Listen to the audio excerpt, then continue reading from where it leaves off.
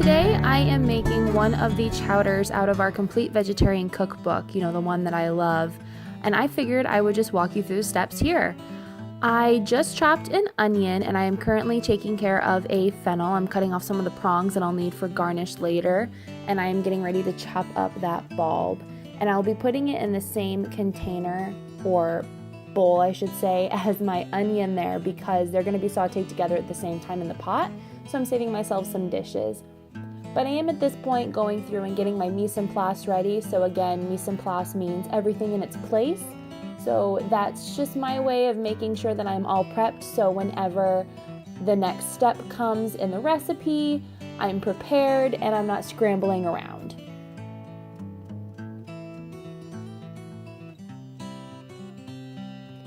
And now I have a celery root, and for those of you that have never used or cooked with a celery root, it has a great mild flavor, excellent to add to potatoes, roast, soups, really of any kind.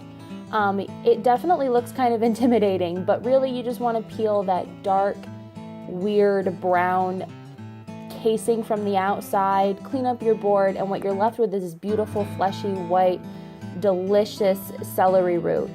So I'm chopping that up and I am getting that ready to go, and I'm putting it in a separate bowl, again, getting my mise en place ready. You'll also notice that I've pulled out garlic, flour, and white wine, and that'll be for the next couple of steps.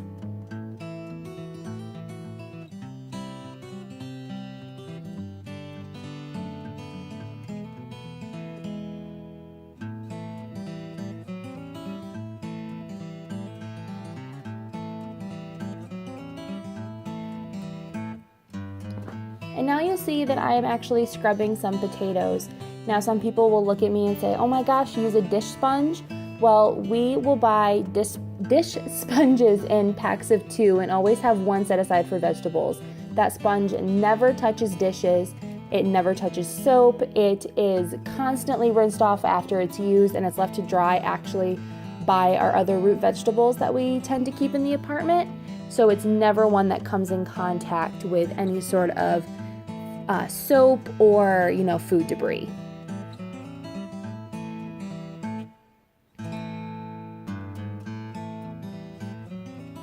You'll see all my potatoes are nice and cleaned there, and I'm now again getting ready to chop those up, and they're going to be going into the same bowl as the celery root, again because they're going to be added to the chowder, at the same time.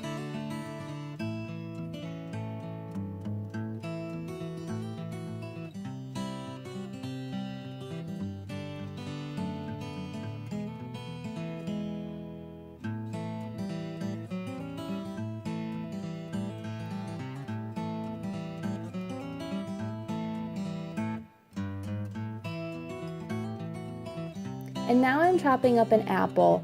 The recipe did call for a whole Granny Smith apple, but I just thought that would be a little too sweet, so I did do a small chunk of apple versus a whole apple. But maybe next time we make this, we will do the whole apple just to see. And now I'm peeling some oranges. I did need a small segment of orange peel just to give a little bright citrus flavor, so I peeled the orange.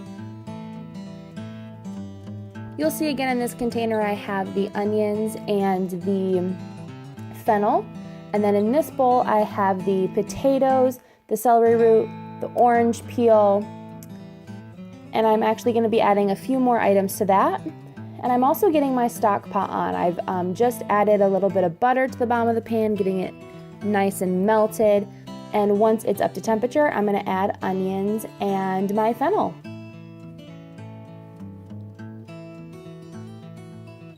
So I've added my onions and fennel, I'm just salt and peppering them, and I'm going to let that sit here and soften and cook on the stove for just a few minutes.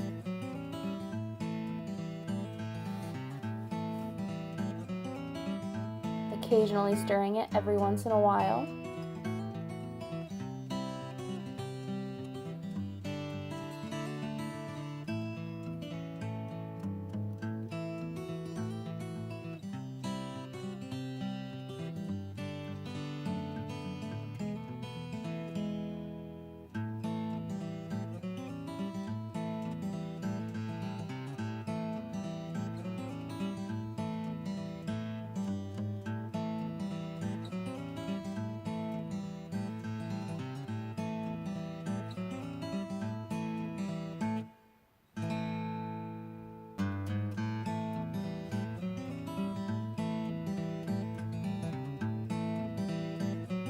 All right, and I am adding garlic, thyme, and stirring that up as well until it becomes fragrant.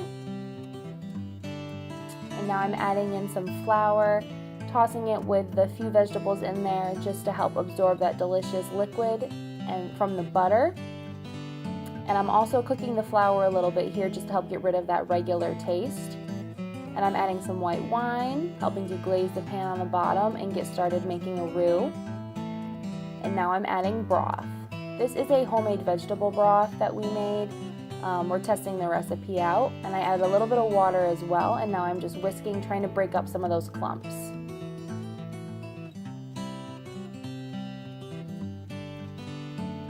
And I'm adding in the celery root, potatoes, orange peel, and 1 bay leaf, again stirring it up, and then I'm going to let this come to a simmer and a boil.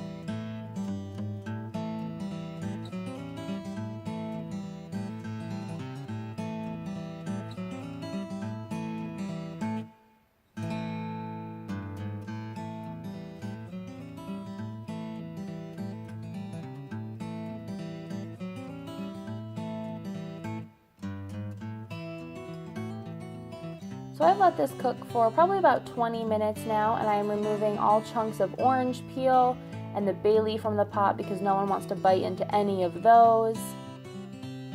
But they did their job and provided nice subtle flavor. Doesn't that chowder look delicious? Oh. Now I'm getting ready and I'm measuring 2 cups of the soup. And I'm actually going to blend it with some heavy cream to create a little more of a pureed consistency. I'm going to put that back into the soup base and it'll give it a chowder consistency without having to add a ton of milk and flour.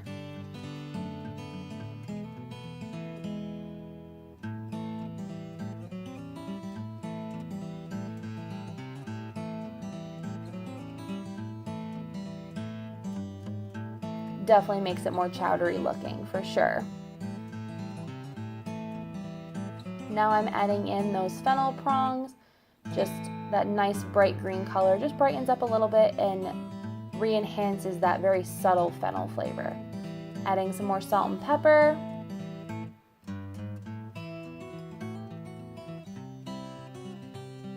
Seasoning to taste, always important, season as you go.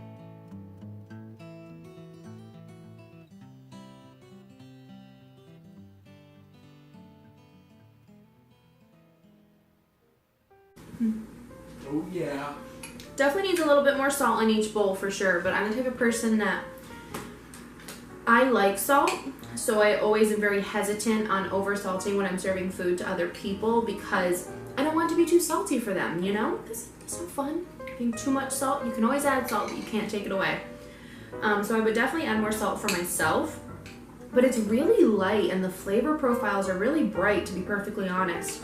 I was nervous about the amount of orange peel that went in there, even though we removed it when we removed the bay leaf. But you really don't taste orange. You just get this citrus brightness, which is so, so nice. I would definitely pair it with like a cinnamon honey buttered bun for sure. Like with cinnamon honey and the butter, put it on the bun. We did those at Thanksgiving. They were so good. But I would definitely make this again for sure. This is definitely a win for me and definitely something I'm gonna make again. And this is what's for dinner tonight. So I'm so excited, I'm gonna go eat. But if you folks have any questions about this recipe or any thoughts or anything like that, leave me a comment down below.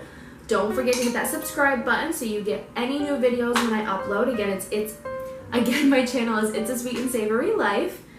And yeah.